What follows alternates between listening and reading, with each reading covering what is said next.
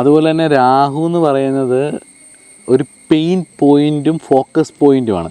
രാഹു നിൽക്കുന്ന ഭാഗം എന്ന് പറയുന്നത് നമുക്ക് പെയിനുകൾ ഉണ്ടാക്കുന്ന പോയിൻ്റാണ്. പ്രത്യേകിച്ച് കേന്ദ്രഭാവങ്ങളിൽ രാഹു നിന്നാൽ ആ ഭാഗം എന്ന് പറയുന്നത് നമുക്ക് പെയിൻ പോയിൻ്റ് ആയിരിക്കും. പക്ഷെ ആ പെയിനിൽ നിന്നും പാഠം ഉൾക്കൊണ്ടുകൊണ്ട് നമ്മൾ ജീവിതത്തിൻ്റെ പുതിയ തലങ്ങളിലേക്ക്, നമ്മുടെ ഫോക്കസ് പോയിൻറ്റിലേക്ക്, ആ പെയിനിൽ നിന്നൂടെ കിട്ടുന്ന അനുഭവത്തിൽ നിന്നും നമ്മൾ ഫോക്കസിലേക്ക് നമ്മുടെ ശ്രദ്ധ തിരിച്ചു കഴിഞ്ഞാൽ നമ്മുടെ ഈ പ്രസൻറ്റ് ലൈഫ് നമുക്ക് ഭംഗിയായിട്ട് ഉപയോഗിക്കാനും പറ്റും എന്നുള്ളതിൽ ഒരു സംശയവും വേണ്ട.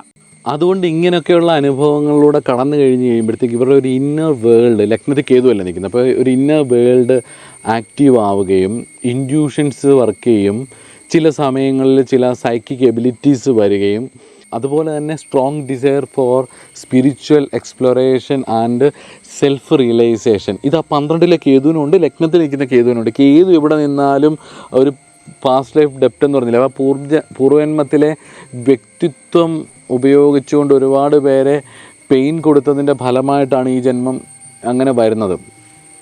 അപ്പോൾ ആ ഒരു ചലഞ്ചസ്, ആ ഇന്നർ വേൾഡിലേക്കുള്ള ആക്ടിവേഷൻ, അല്ല ഇന്നർ വേൾഡിലേക്ക് കടത്തി വിടാനുള്ള വൂണ്ടുകളാണ് 7-ൽ നിൽക്കുന്ന രാഹു പെയിനായിട്ട് നമുക്ക് തരുന്നത്. അതിലൂടെ തിരിച്ചറിവുണ്ടായിട്ട് ലൈഫിൻ്റെ പോസിറ്റീവ് സൈഡിലേക്ക് കടന്നുപോയി സ്വന്തമായിട്ട് ഡെവലപ്പ് ചെയ്ത് ജീവിതത്തിൽ വിജയിക്കുകയും ചെയ്യണം. ഇവർ ചില സമയത്ത് ചില കാര്യങ്ങൾ പറയുന്നതും ഇവർക്ക് ഭയങ്കര ഇൻറ്റ്യൂഷൻ ആയിരിക്കും, ഭയങ്കര ക്രിയേറ്റിവിറ്റി ആയിരിക്കും, ഭയങ്കര എനർജി ആയിരിക്കും. അതുകൊണ്ട് തന്നെ കേതു നിൽക്കുന്ന ഭാവം എന്ന് പറയുന്നത് നമുക്കങ്ങനെ ലെറ്റ് ഗോ അടിച്ചൊന്നും പോകാൻ പറ്റുന്ന ഭാവമൊന്നുമല്ല.